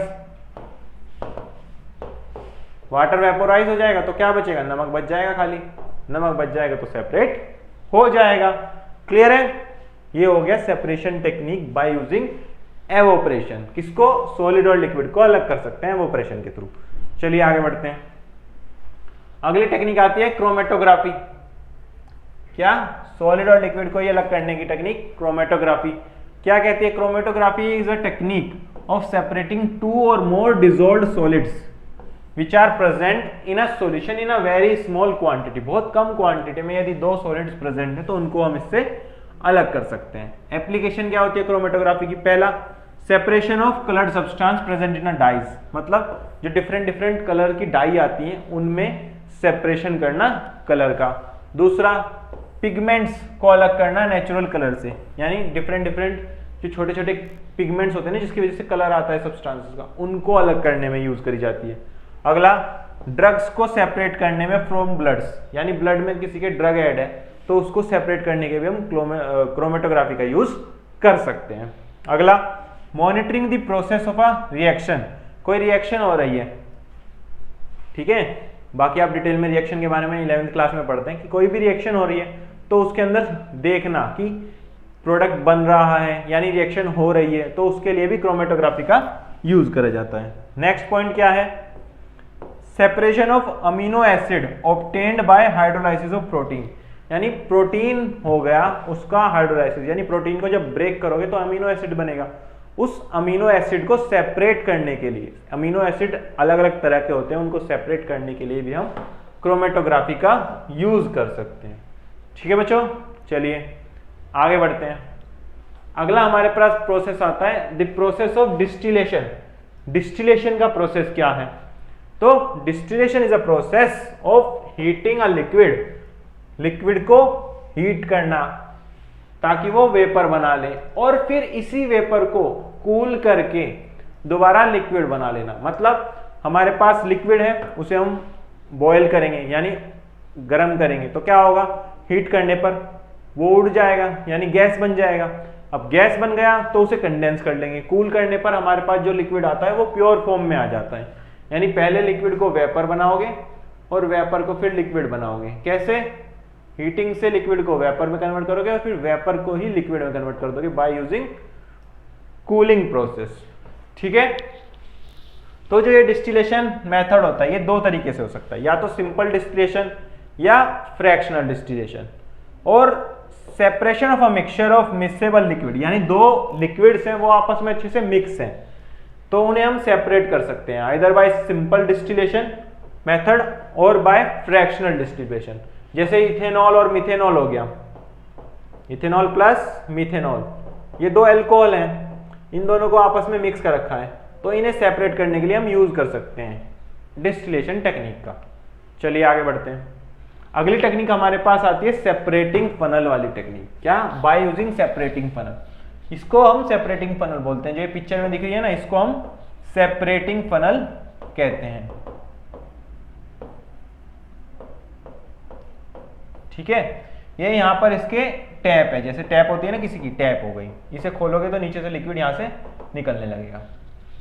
ठीक है, इसके अंदर क्या हो रहा है, ये दो लेयर में सॉल्यूशन है, लेयर में सॉल्यूशन है डिफरेंट डिफरेंट, और उनको हम सेपरेट कर लेंगे।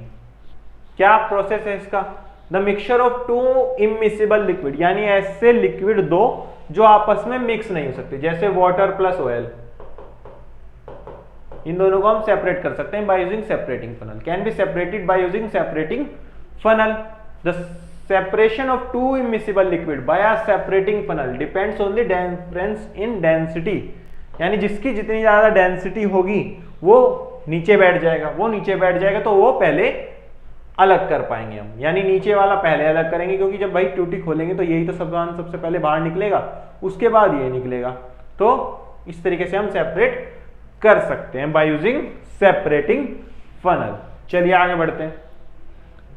आगे हम बात करेंगे प्योरिफिकेशन ऑफ ड्रिंकिंग वाटर की, ड्रिंकिंग वाटर को कैसे प्योरीफाई करा जाता है इसके बारे में हम देखेंगे। ठीक है बच्चों, तो सबसे पहली बात कर लेते हैं। In cities drinking water is supplied to our home, जो शहरों में जो ड्रिंकिंग वाटर होता है वो हमें सप्लाई करा जाता है फ्रॉम वाटर वर्क्स, यानी कुछ पानी को प्योर बनाकर फिर हमारे घरों में पहुंचाया जाता है। तो the water works of a city are usually situated near the bank of the river, यानी रिवर हो गया, कोई लेक हो गया, उसके किनारे पर जनरली ये बनाया जाता है ताकि वहां पर वाटर को हम प्योरीफाई कर सबके घरों में पहुंचा सकें। The river and lake water contain a number of suspended solids, उसके अंदर सस्पेंडेड सॉलिड्स यानी नीचे सॉलिड्स हो सकते हैं, भाई मिट्टी हो सकती है, कोई केमिकल हो सकता है। जैसे आपको पता ही भाई फैक्ट्री काफी क्या करती है कि जो अपने फैक्ट्री का वेस्ट है उसको रिवर में फेंक देती है, तो वो चीजें हो सकती हैं उस पानी में, तो वो हार्मफुल है हमारे लिए, तो उसे जरूर से जरूर हटा देना चाहिए पानी से ताकि हम उसे यूज कर सकें। Supplied to homes for drinking purpose, तो उसके अंदर होता क्या है, तो उसके अंदर एक रिजर्वियर होता है, मतलब लेक हो गया कोई या रिवर हो गया, उससे बहुत सारा पानी लिया जाएगा, पानी लेकर रिजर्वियर में इकट्ठा करा जाएगा। रिजर्वियर में क्या करा जाएगा, फिर इकट्ठा कर लिया पानी, इकट्ठा करने के बाद अब पाइप के थ्रू पहुंचाया जाएगा वो सेडिमेंटेशन टैंक में। सेडिमेशन टैंक में होता क्या है, पानी यहाँ पर इकट्ठा हो जाता है और जो उसके अंदर सॉलिड है, यानी छोटा मोटा कंकर हो गया, पत्थर हो गया, सैंड हो गया, वो सेटल डाउन हो जाएगा नीचे। और जो सेटल डाउन नीचे हो रहा है उसे हम बोलते हैं सस्पेंडेड इम्प्योरिटीज। क्या बोलते हैं, सस्पेंडेड इम्प्योरिटीज कहते हैं।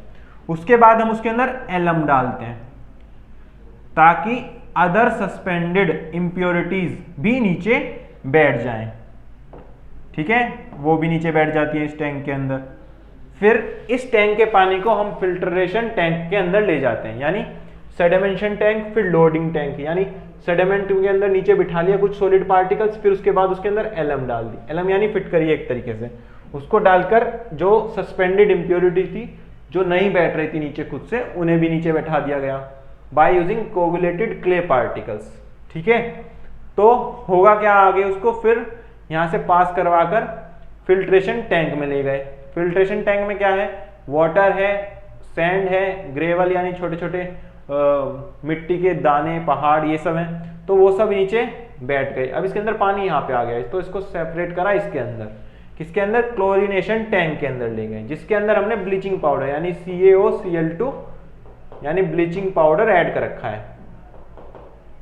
ठीक है, ब्लीचिंग पाउडर के बारे में आप 10th में पढ़ते हैं, तो आपको सिर्फ ये ध्यान रखना है कि ब्लीचिंग पाउडर ऐड करा जाता है ताकि बैक्टीरिया को मारा जा सके। तो इसके अंदर जितने भी बैक्टीरिया प्रेजेंट होंगे जो हमारे लिए हार्मफुल है, उनको हम इसके अंदर डिस्ट्रॉय कर देंगे। डिस्ट्रॉय करने के बाद पानी इसके थ्रू होकर हमारे घरों में आ जाएगा, होम्स में आ जाएगा, टैप के अंदर आ जाएगा यानी पानी।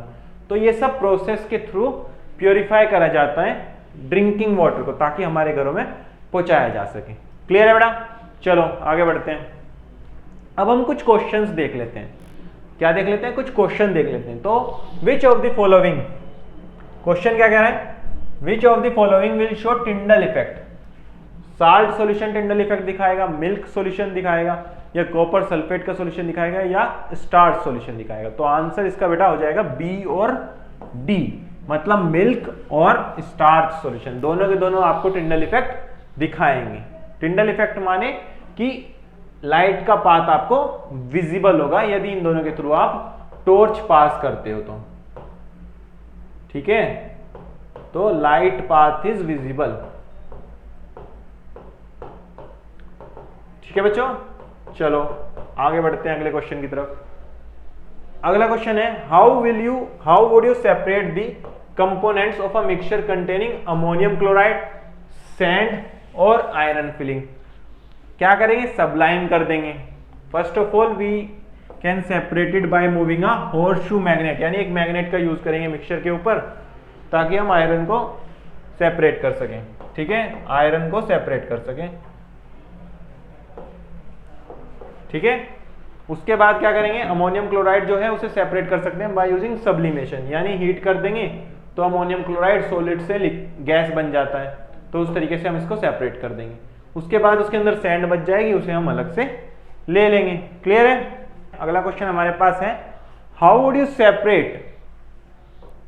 Separate the components of a mixture containing, एक मिक्सचर है हमारे पास, ये मान लो मिक्सचर है, इसके अंदर अमोनियम क्लोराइड यानी NH4Cl है, सैंड भी है और साथ में आयरन भी है, तो इसको कैसे सेपरेट करेंगे। तो हम क्या करेंगे, सबसे पहले आयरन की फिलिंग को सेपरेट कर सकते हैं by moving horseshoe magnet over the mixture, यानी मिक्सचर के ऊपर मैग्नेट घुमाओगे तो क्या होगा, ये आयरन सेपरेट हो जाएगा। Can separated by magnet, magnet के थ्रू सेपरेट हो जाएगा ये। ठीक है,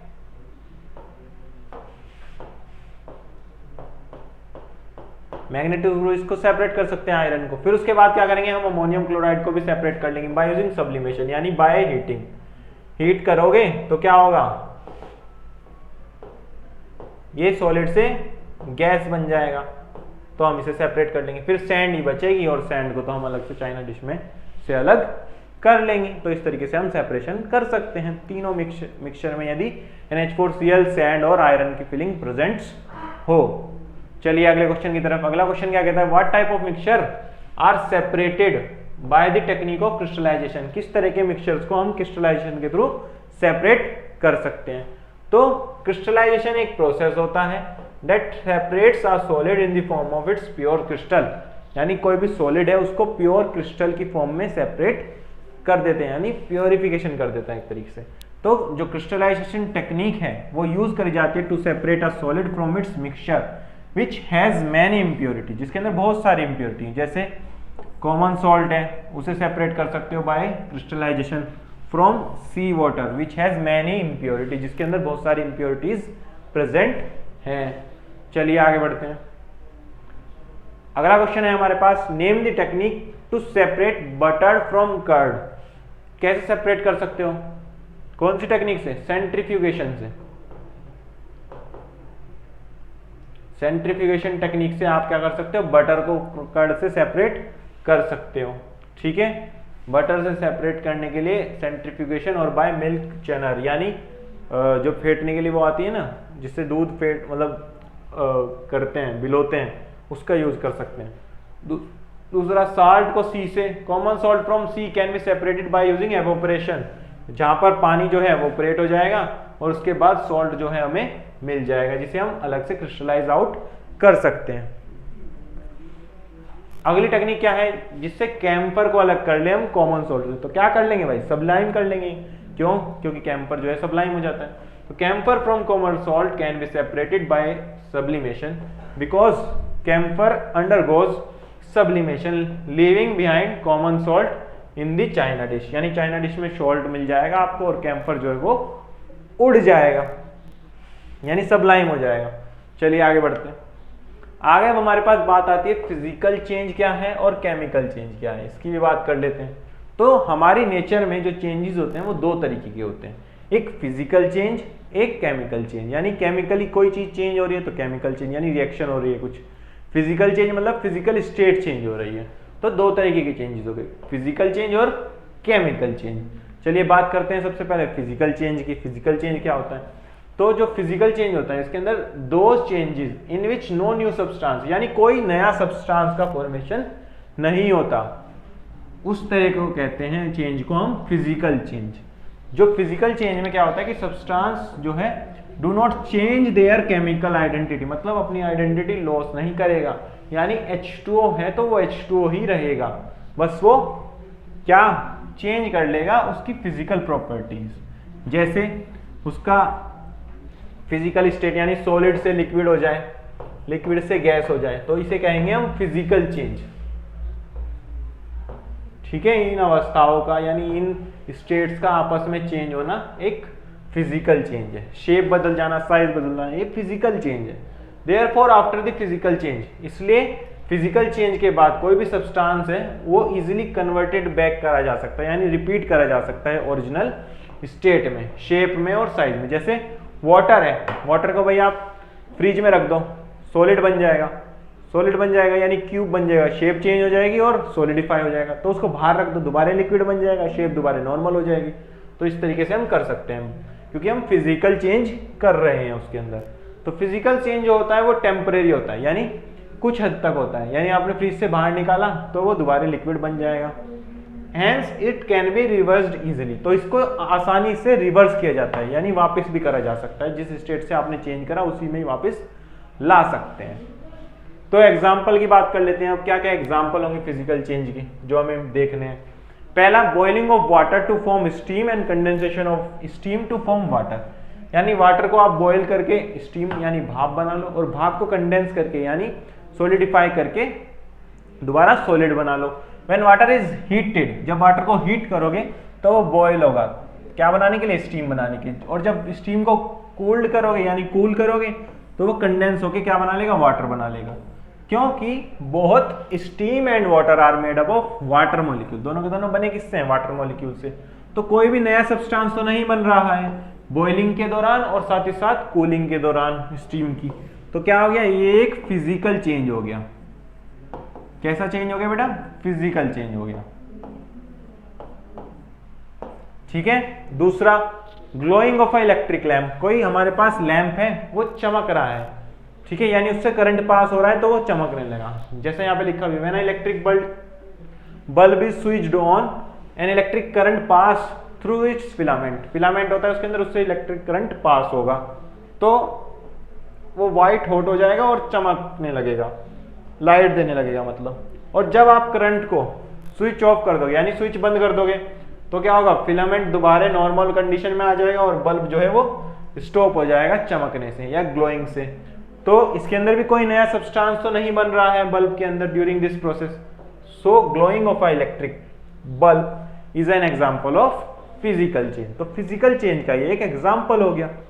ठीक है, अगला पॉइंट या कुछ और एग्जांपल्स क्या हो सकते हैं, जैसे वैक्स का पिघलना, आयरन फिलिंग का मिक्स होना सैंड के साथ, रोटेशन ऑफ फैन, पंखे का घूमना, फॉर्मेशन ऑफ क्लाउड, क्लाउड का बनना, ये सब क्या है, फिजिकल चेंज है। मिस्ट का बनना, फॉग का बनना, strengthening of a rubber band, कोई रबर बैंड है वो स्ट्रेंथन हो गया यानी खींच दिया तो दोबारा इनिशियल स्टेट में आ जाएगा। Tearing a piece of cloth और paper, knitting of wool into sweater, मतलब ऊन को बुनकर हमने स्वेटर बना लिया, स्वेटर को उधर के दोबारा ऊन भी तो बना सकते हैं। या फिर ग्लास का मेल्ट होना, ग्लास मेल्ट होकर एक फॉर्म से दूसरी फॉर्म बना सकते हैं तो वो एक फिजिकल चेंज होता है। ठीक है, चलिए अब हम बात करते हैं केमिकल चेंज की।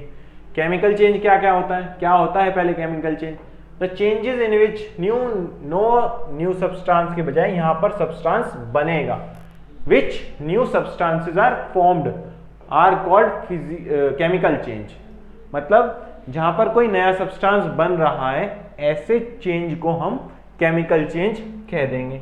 इन a chemical change the original substance lose their identity, chemical identity को लूज कर देगा और कन्वर्ट हो जाएगा नए सब्सटेंस में। The new substance thus formed, मतलब जो नया सब्सटेंस बना है वो ओरिजिनल सब्सटेंस में दोबारा कन्वर्ट नहीं कर सकते बाय फिजिकल प्रोसेस के थ्रू, दोबारा कन्वर्ट नहीं कर सकते। यदि हीट करोगे, मेल्ट करोगे तो दोबारा वही थोड़े बना दोगे जिससे बना है। जैसे H2O2 आपस में कंबाइन होके वाटर बना रहे हैं तो आप वाटर को हीट कर लो, मेल्ट कर लो, कुछ भी कर लो, तो क्या आप H2 और O2 बना सकते हो? नहीं बना सकते by physical change. Physical change के थ्रू आप इसे नहीं कर सकते कन्वर्ट। तो ये कैसी हो गई, एक इरिवर्सेबल हो गई क्योंकि रिवर्स नहीं कर सकते और ये चेंज परमानेंट हो जाता है। यानी H2O2 आपस में कंबाइन होकर H2O का फॉर्मेशन कर लिया तो कर लिया, दोबारा H2O से H2O2 फिजिकल चेंज के थ्रू आप चेंज नहीं कर सकते। एग्जाम्पल जैसे burning a piece of paper, यदि एक कागज को आप बर्न कर रहे हो तो कर दिया, कागज खत्म, दोबारा उसे कागज नहीं बना सकते। मैग्नीशियम रिबन को बर्न कर रहे हो वो भी खत्म हो जाएगा तो दोबारा मैग्नीशियम रिबन को जनरेट उससे नहीं कर सकते। Burning of hydrogen in air और ऑक्सीजन, ये भी एक केमिकल चेंज है। या आयरन की रस्टिंग हो जाती है, आयरन की रस्टिंग मतलब आयरन पर जंग लग जाता है, जंग लग जाता है तो आयरन खत्म हो जाता है या खराब हो जाता है तो उसको भी हम वापस नहीं कर सकते, वापस फॉर्म नहीं कर सकते उस रस्टिंग वाले आयरन से, प्योर आयरन को। ठीक है, चलिए आगे बढ़ते हैं। अब फिजिकल और केमिकल चेंज में हम एक डिफरेंशिएशन देख लेते हैं कि फिजिकल चेंज और केमिकल चेंज में कैसे हम डिफरेंशिएट कर सकते हैं। फिजिकल चेंज में पहला, कोई न्यू सब्सटेंस नहीं बनेगा लेकिन यहाँ पर न्यू सब्सटेंस बनता है। फिजिकल चेंज में ये टेम्परेरी चेंज है लेकिन ये एक परमानेंट चेंज होता है। केमिकल चेंज, फिजिकल चेंज जो है इसके अंदर physical change is easily reversible, ये रिवर्सिबल होता है, लेकिन केमिकल चेंज क्या होता है, इरिवर्सिबल होता है। अगला point, a very little heat or light energy is usually absorb or given out in a physical change, यानी बहुत कम हीट या लाइट एब्जॉर्ब या निकलती है किसके अंदर, फिजिकल चेंज के अंदर, लेकिन बहुत सारी हीट या लाइट एनर्जी एब्जॉर्ब या निकलती है किसके अंदर, केमिकल चेंज के अंदर। ठीक है बच्चों, आगे क्या कह रहा है अगला point, the mass of substance does not alter in a physical change. Physical change के अंदर मास सब्सटेंस का चेंज नहीं होता लेकिन mass of substance does alter in a chemical change. Chemical change होगा तो मास सब्सटेंस का चेंज हो सकता है। ठीक है, चलिए आगे बढ़ते हैं। अब हम कुछ क्वेश्चन देख लेते हैं। क्वेश्चन क्या कहता है, is this sodium chloride a pure substance, if so why. तो सोडियम क्लोराइड एक प्योर सब्सटेंस है क्योंकि उसके अंदर एक सिंगल टाइप के पार्टिकल्स प्रेजेंट है and its composition remain the same through out. यानी सोडियम क्लोराइड यानी NaCl, जिसे हम कॉमन सॉल्ट बोला करते हैं, नाम इसका एक और होता है क्या, सोडियम क्लोराइड। तो क्या है, ये प्योर है क्योंकि सोडियम क्लोराइड के अंदर बहुत सारे NaCl आपस में प्रेजेंट होंगे। ठीक है बच्चों, तो ये एक प्योर हो गया। चलिए आगे बढ़ते हैं। आगे क्या कह रहा है कि classify the following into elements और कंपाउंड। ये क्या है, एलिमेंट है। ये क्या है, एलिमेंट है। ये क्या है, कोबाल्ट है। कोबाल्ट एक एलिमेंट होता है। ये क्या है, हीलियम है, ये एक एलिमेंट है। ये क्या हो गया, वाटर हो गया, ये एक कंपाउंड होगा। ठीक है, CO कार्बन मोनोऑक्साइड है। क्या है, कार्बन मोनोऑक्साइड। तो ये क्या हो जाएगा, एक कंपाउंड हो जाएगा। तो एलिमेंट क्या हो गए, हीलियम एटम एलिमेंट हो गया, कोबाल्ट एलिमेंट हो गया, और कंपाउंड क्या हो गए, वाटर H2O कंपाउंड हो गया, और CO यानी कार्बन मोनोऑक्साइड भी एक कंपाउंड हो गया। चलिए आगे बढ़ते हैं। अगला क्वेश्चन क्या है, give an example of a solution in which solid is solute as well as solvent. क्या एग्जांपल होगा, एलॉय। एलॉय क्या होता है, जिसके अंदर सॉलिड ही सॉलिड के अंदर प्रेजेंट है, यानी एक से ज्यादा मेटल्स आपस में मिक्स हो जाती है तो उसे हम एलॉय बोलते हैं। जैसे ब्रास हो गया, जिसके अंदर 30% जिंक है, 70% कॉपर है। जिंक यहाँ पर सोल्यूट है, कॉपर यहाँ पर सॉल्वेंट है। एक ब्रोंज होता है जिसके अंदर कॉपर होता है और साथ में टिन यानी एसएन होता है प्रेजेंट। क्या होता है, टिन होता है, कॉपर होता है, इसे बोलते हैं टिन, इसे बोलते हैं कॉपर। तो ये प्रेजेंट होता है। ये भी क्या है, एक एलॉय है। ठीक है, ये भी एक एलॉय हो गया, यानी दो मेटल के मिक्सचर को हम एलॉय बोलते हैं जनरली। चलिए आगे बढ़ते हैं। Can physical and chemical change occur simultaneously? Yes, हो सकता है। यदि हम कैंडल को बर्न करें, ये हो गई कैंडल, ठीक है, मान लो ये जल रही है यहां से, तो बर्न करने लगो, इसे हीट कर दिया। ठीक है, हीटर लगाया, हीट कर दी। हीट करने पर होगा क्या, ये कैंडल जो है बर्न हो जाएगी। यहां पर जल रही थी तो बर्न होने लगी। क्या हो गया, फिजिकल चेंज भी हो रहा है इसके अंदर, केमिकल चेंज भी हो रहा है, यानी इसकी स्टेट भी चेंज होगी और साथ ही साथ ये केमिकली खत्म भी हो जाएगी। भाई कुछ समय बाद मोमबत्ती खत्म हो जाएगी तो क्या तुम वैक्स से दोबारा मोमबत्ती बना सकते हो इतनी पूरी? नहीं। और बर्न होने लग रही है, क्या हो रही है, बर्न हो रही है, यानी स्टेट भी चेंज हो रही है, यानी ये अभी सॉलिड है, कुछ समय बाद ये गैस बन जाएगी जलकर। तो फिजिकल चेंज भी हो रहा है और केमिकल चेंज, दोनों के दोनों चेंज होने लग रहे हैं। तो ये एक एग्जांपल है दोनों चेंजेस का। ठीक है बच्चों, आगे बढ़ते हैं। आगे अब कह रहा है which of the following material falls in the category of a pure substance. कौन मटेरियल प्योर सब्सटेंस की कैटेगरी में आता है? Ice, milk, iron, hydrogen chloride, calcium oxide, mercury, brick, would, air. तो प्योर सब्सटेंस क्या क्या हो जाएंगे? आइस एक प्योर सब्सटेंस हो जाएगा क्योंकि वाटर से ही बना है केवल। आयरन एक प्योर सब्सटेंस हो जाएगा क्योंकि Fe से ही बना है। ठीक है, हाइड्रोजन क्लोराइड भी एक प्योर सब्सटेंस होगा। उसके बाद कैल्शियम ऑक्साइड भी एक प्योर सब्सटेंस होगा, मरकरी भी एक प्योर सब्सटेंस है। अब ब्रिक हो गई, ब्रिक अलग अलग चीजों से मिलकर बनी हो सकती है। वुड लकड़ी काफी चीजों से मिलकर बनी हो सकती है।